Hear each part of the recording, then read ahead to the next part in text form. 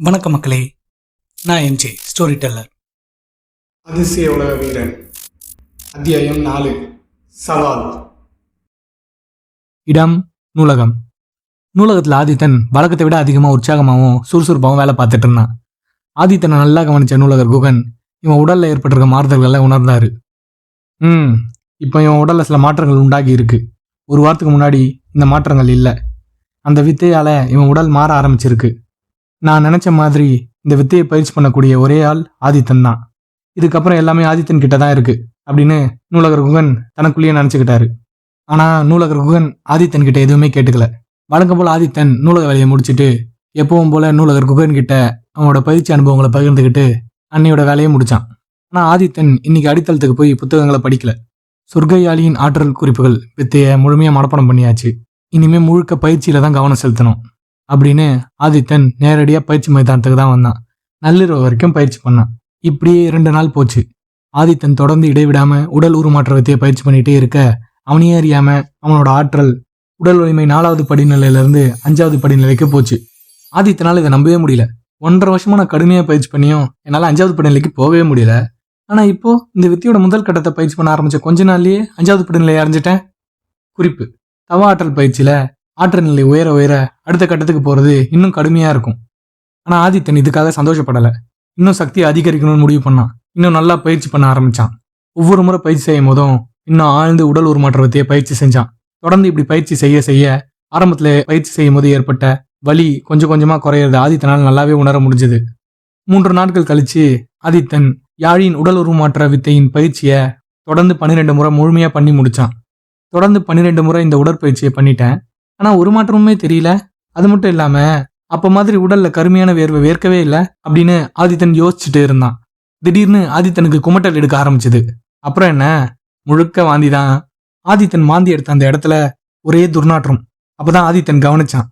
ஆதித்தன் எடுத்த அந்த வாந்தி நிறம் வழக்கத்துக்கு மாறா சாம்பல் நிறத்துல இருந்தது. அப்பதான் ஆதித்தனுக்கு புரிஞ்சுது, வேர்வைக்கு பதிலா அதிக அளவுல உடல் நச்சு திரவம் இப்படி வெளியே வந்திருக்குன்னு. இப்போ ஆதித்தன் அவனோட உடல் இன்னும் ஆரோக்கியமாகவும் சுறுசுறுப்பாகவும் இருக்கிறத உணர்ந்தான். அவனோட உடலமைப்பு கொஞ்சம் மாற்றமாகி இருந்தது. இப்போ ஆதித்தனோட ஆற்றல் நிலை உடல் வலிமை 7வது படிநிலைய அடைஞ்சிருந்தது. ஆதித்தனுக்கு ஆச்சரியம் தாங்க முடியல. ஒரே வாரத்துல அவனோட ஆற்றல் படிநிலை 4ல இருந்து 7க்கு போயிருச்சு. ஆதித்தனுக்கு இப்பதான் மகிழ்ச்சி. ஒரு வழியா வெளிப்புறமானவரா ஆக போறோன்னு. இந்த விஷயத்த திலீபன் கிட்ட சொல்லணும்னு ஆசைப்பட்டான் ஆதித்தன். ஆனா அவனை தேடி திலீபனே வந்தான். திலீபன் ஆதித்தன் கிட்ட வந்து, என்ன நண்பா, ஒரு வாரமா ஆளையே பார்க்க முடியல அப்படின்னு கேட்டான். பதிலுக்கு ஆதித்தன், பயிற்சியில இருந்தேன்டா. சரி, உனக்கு என்கிட்ட ஏதாவது மாறுதல் தெரியுதா அப்படின்னு திலீபன் கிட்ட கேட்டான். திலீபன் ஆதித்தன் கிட்ட வந்து நல்லா உத்து பார்த்து, உன் மேல பயங்கரமா நாத்து அடிக்குது அப்படின்னு சொல்லி பின்னாடி போயிட்டான். ஆதித்தன் தலையில அடிச்சுக்கிட்டு, உங்ககிட்ட கேட்டது என்னோட தப்பு தான். நானே சொல்றேன், என்னோட ஆற்றல் நிலை 7வது படிநிலையே அடைஞ்சிருச்சு. இதை கேட்ட திலீபனுக்கு பயங்கரமான அதிர்ச்சி. ஒரே வாரத்துல ஒரு மாணவன் படிநிலை 4ல இருந்து 7க்கு போறது அவன் எங்கேயுமே கேள்விப்பட்டதில்ல. ஆதித்தனை பார்த்து, டேய் எப்பட்றா அப்படின்னு கேட்டான். ஆதித்தன் திலீபன் கிட்ட உண்மையை சொல்லணும்னு நினைச்சான். ஆனா நூலகர் குகனோட விதிமுறை ஞாபகம் வந்தது. அதனால ஆதித்தன் திலீபன் கிட்ட ரொம்ப நாள் பயிற்சி பண்ணதோட பலன் அப்படின்னு சொல்லி சமாளிச்சான். திலீபனும் அவன்கிட்ட மேல எதுவும் கேட்டுக்காம, நல்ல விஷயம், சரி வா, இந்த சந்தோஷமான விஷயத்த உணவகம் போய் கொண்டாடலாம் அப்படின்னு சொல்லி ஆதித்தனை கூப்பிட்டான். ஆனா ஆதித்தன் மறுத்தான். இல்ல, நான் இப்ப போய் நூலகர் குகன் கிட்ட இந்த விஷயத்த சொல்லணும். அது மட்டும் இல்லாம என்னை வெளிப்புற மாணவரா மாற்ற மாணவர் பிரிவு துறையில போய் விண்ணப்பிக்கணும். நான் அந்த வேலையை முதல்ல பாக்குறேன் அப்படின்னு சொன்னான் திலீபன் கிட்ட. அதுவும் சரிதான், நீ அந்த வேலையை பாரு. ஆனா எங்க போறதா இருந்தாலும் குளிச்சுட்டு போ. பா, நாத்தம் தாங்கல உன் மேல அப்படின்னு சொல்லி திலீபன் ஆதித்தனை நக்கல் பண்ணி சிரிச்சான். ஆதித்தனும் சிரிச்சுக்கிட்டே, நீ சொல்றதும் சரிதான், என் மேல வர நாத்தத்தை என்னாலேயே தாங்க முடியல அப்படின்னு சொல்லி 2 நண்பர்களும் சிரிச்சுட்டு பயிற்சி மைதானத்தை விட்டு வெளியே போனாங்க. அவங்க 2 பேரும் போறத தொலைவில் இருந்த உயர்ந்த மரத்துல இருந்து ஒரு கருமையான உருவம் கூர்மையா பார்த்துட்டு இருந்தது. திடீர்னு சட்டுன்னு மறைஞ்சிருச்சு. இந்த கருமையான உருவம் யாரு? அப்படி இல்லைன்னா என்ன? மதிய நேரம். நூலகம். ஆதித்தன் தன்னை சுத்தப்படுத்திக்கிட்டு நூலகர் குகனை பார்க்க சீக்கிரமா வந்தான். அவர் எங்கன்னு தேடினான். நூலகர் குகன் அவரோட நாற்காலியில் அமர்ந்து புத்தகங்களை புரட்டிக்கிட்டு இருந்தாரு.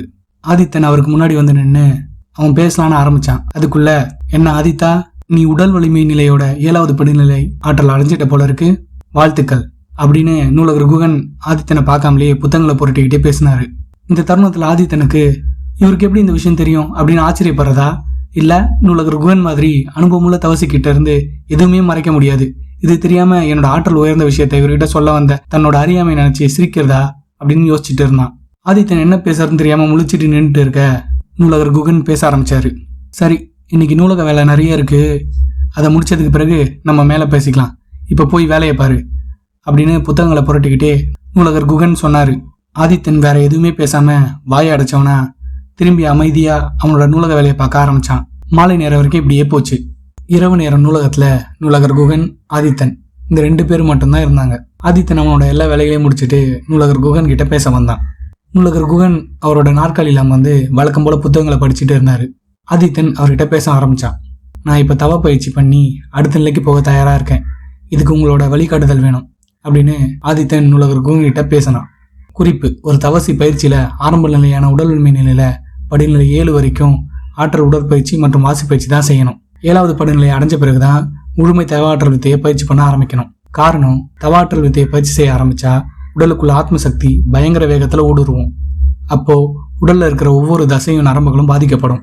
அந்த பாதிப்பை தடுக்க உடலை பயிற்சிகள் மூலமாகவும் வாசி பயிற்சிகள் மூலமாகவும் வலிமைப்படுத்தணும். அதனாலதான் தவாற்றல் பயிற்சியோட முதல் நிலைக்கு உடல் வலிமை நிலைன்னு பேரு.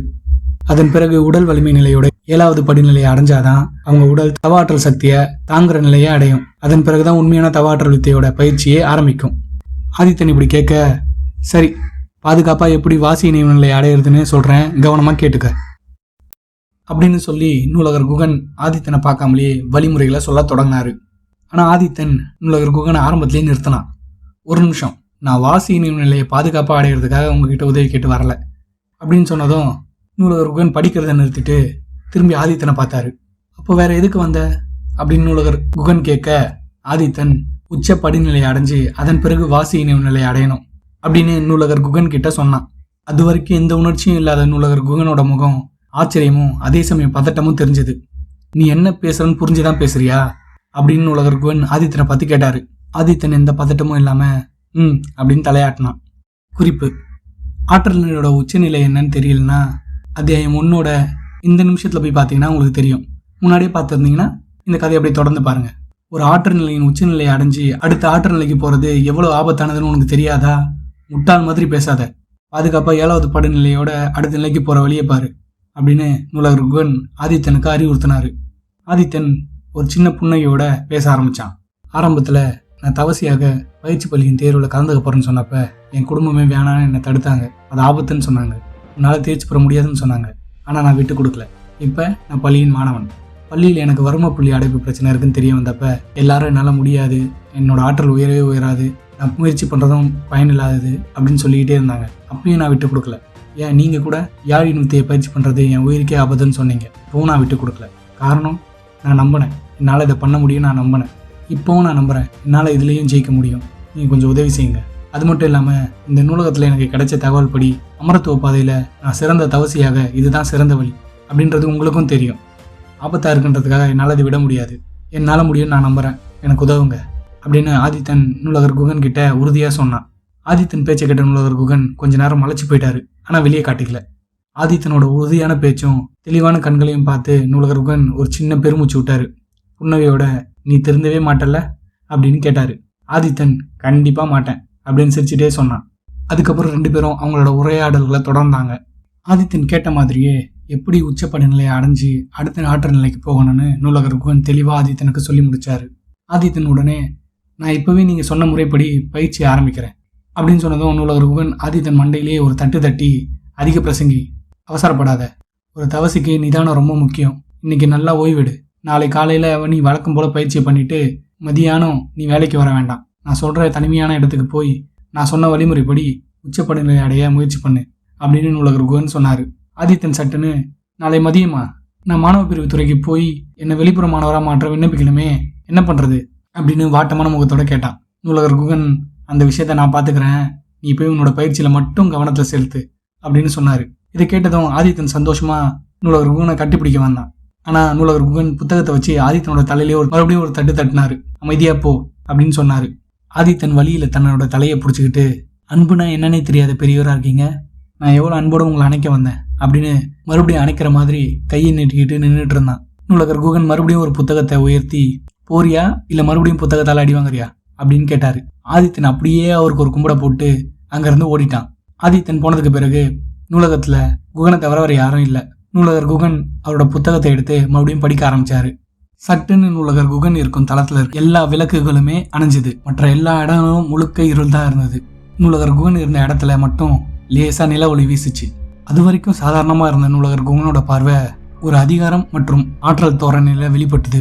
நூலகர் குகன் ஆழ்ந்த குரல்ல, இவனை பற்றி நீ என்ன நினைக்கிற அப்படின்னு கேட்டாரு. திடீர்னு இருட்டுல இருந்து ஒரு கருமையான உருவம் நூலகர் குகன் பக்கத்தில் வந்து நின்றுச்சு. திமிர் பிடிச்ச முட்டாள் மாதிரி தெரியுது அப்படின்னு அந்த கருமையான உருவம் சொல்லுச்சு. நூலகர் குகன், உண்மையாகவே நீ அப்படி தான் நினைக்கிறியா அப்படின்னு கேட்டாரு. இப்போ அந்த உருவம் எதுவும் பேசாமல் அமைதியாக இருந்தது. நூலகர் குகன் பேச ஆரம்பிச்சாரு. இவன் ஆற்றலோட உச்சப்படிநிலை அடைவான்னு நீ நினைக்கிறியா? இல்லை, இறந்துருவான் அப்படின்னு அந்த உருவம் சட்டுன்னு சொல்லுச்சு. மறுபடியும் நூலகர் குகன், நீ அதை தான் எதிர்பார்க்குறியா அப்படின்னு அந்த உருவத்துக்கிட்ட கேட்டார். அந்த உருவம் மறுபடியும் அமைதியாக இருந்தது. நூலகர் குகன் மறுபடியும் பேச ஆரம்பிச்சாரு. ஒருவேளை அவன் உச்சப்படிநிலை அடைஞ்சா நீ என்ன பண்ணுவ அப்படின்னு அந்த கருமையான உருவத்தை பார்த்து கேட்டாரு. அந்த உருவம், நீங்கள் அவனுக்கு ஏதோ கொடுக்க ஆசைப்படுறீங்க போல தெரியுது, சரி சொல்லுங்க அப்படின்னு கேட்டுச்சு. ஒருவேளை அவன் உச்சப்படிநிலை அடைஞ்சா நீ நிகரில்லா முஷ்டி வித்தையை அவனுக்கு கொடுக்கணும் அப்படின்னு நூலகர் குகன் சொல்ல, அந்த உருவம் சட்டுன்னு, இவனை அந்த அளவுக்கு நீங்கள் தகுதியானவன்னு நினைக்கிறீங்களா அப்படின்னு குகனை பார்த்து அந்த உருவம் கேட்டுச்சு. பதிலுக்கு நூலகர் குகன், அவன் உச்சப்படிநிலையை தொட்டு அடுத்த ஆற்றல் நிலையை அடைஞ்சா அந்த தகுதி அவனுக்கு வந்துடும்ல அப்படின்னு அந்த கருமையான உருவத்துக்கிட்ட அமைதியாக சொன்னார். மறுபடியும் அந்த கருமையான உருவம் எதுவும் பேசாமல் அமைதியாக இருந்தது. கொஞ்ச நேரம் கழிச்சு அந்த உருவம், நான் கிளம்புறேன் அப்படின்னு சொல்லுச்சு. அதை கேட்டு நூலகர் குகன், இன்னொன்று, ஆதித்தன் வெளிப்புறமானவனாக மாறணும்னு சொன்ன அந்த சமாச்சாரம் அப்படின்னு அந்த உருவத்தை பார்த்து கேட்டார். அவன் உச்சப்படிநிலை அடைச்சு அடுத்த நிலைக்கு போகட்டும், எல்லாம் தானாக நடக்கும் அப்படின்னு அந்த உருவம் சொல்லிட்டு அந்த இடத்துல இருந்து சட்டுன்னு மறைஞ்சது.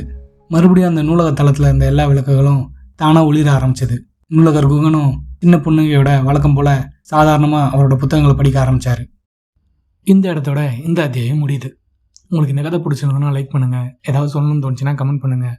அப்புறம் நம்மள மாதிரியே மாயாஜலம், தற்காப்பு கலை, கற்பனை கதைகள் பிடிச்ச உங்கள் நண்பர்களுக்கு இந்த கதையை ஷேர் பண்ணுங்கள். மறுபடியும் உங்களை அடுத்த அத்தியாயத்தில் சந்திக்கிறேன். அதுவரை நன்றிகளுடன் எம்ஜே ஸ்டோரி டெல்லர்.